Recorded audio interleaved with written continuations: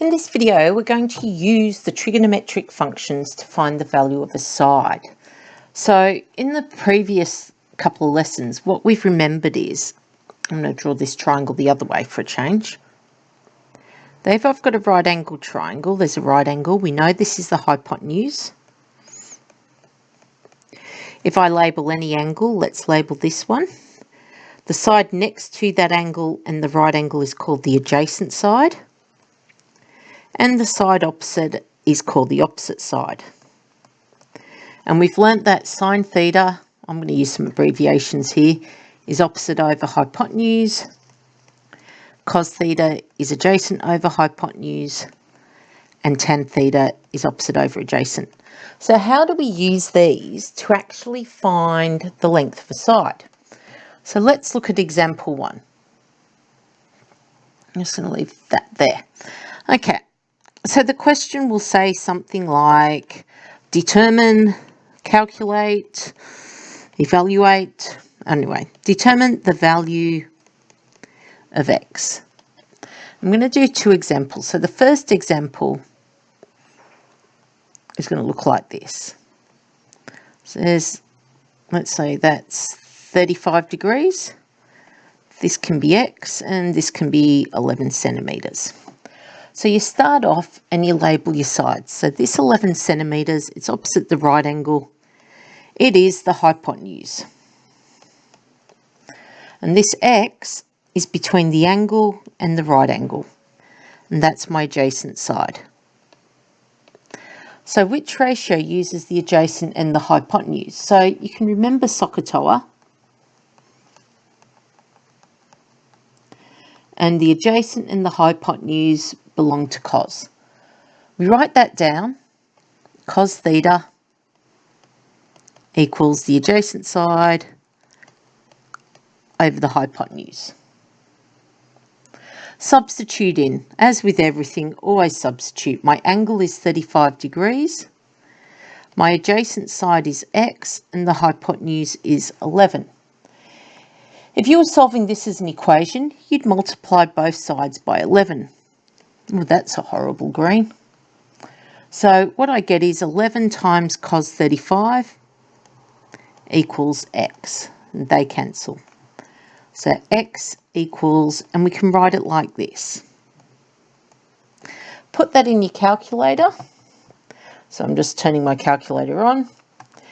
Remember, you need to make sure your calculator is in degrees mode, so there should be a little d on top of the screen.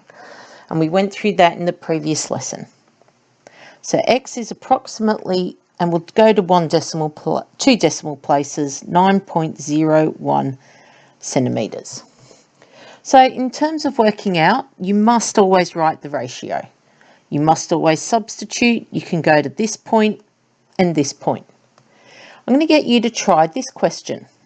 Whoops, didn't need that line.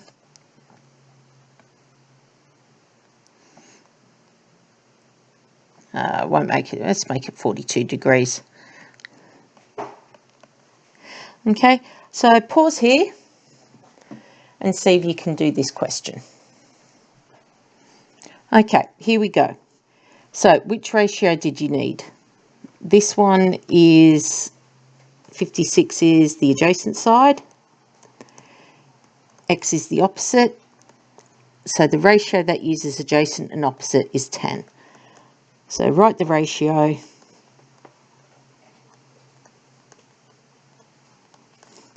So write ratio. If you didn't write that ratio, I want you to write it down now.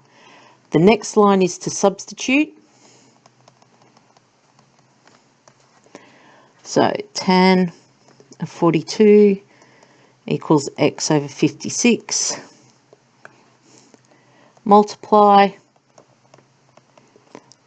So write x equals 56 tan 42. And the last step is to evaluate. So just working that out, and we get 50.42.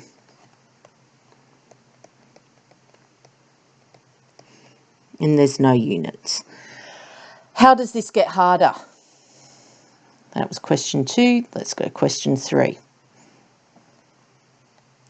So if I look at this question, first of all, with the way the triangle's written, it's just rotated a bit differently. Secondly, you do the same thing. You write your ratio, choose your sides. X, right angle, points to the hypotenuse. 40 degrees is opposite, so this ratio we're using sine. So you always write your ratio, which is opposite over hypotenuse. Substitute sine of 40 equals 15 over x, and this time you go, uh-oh, the x is in the denominator. Don't fear, multiply by the x. And then I'm going to show you a shortcut. X times sine 40 equals 15. How do we get rid of that sine 40? Guess what? Divide by sine 40. Yeah, magic, isn't it? So they cancel, and you're left with x equals 15 over sine 40, which gives me 23.34. Now, just a couple of things with this. Again, you have to write this line, you have to write this line, and this line, and this line. What we notice is this x and this sine 40 have just swapped positions. So remember, a fraction line means to divide. If the fraction line's in the bottom, if the unknown's in the denominator, if the unknown is in the denominator, you divide.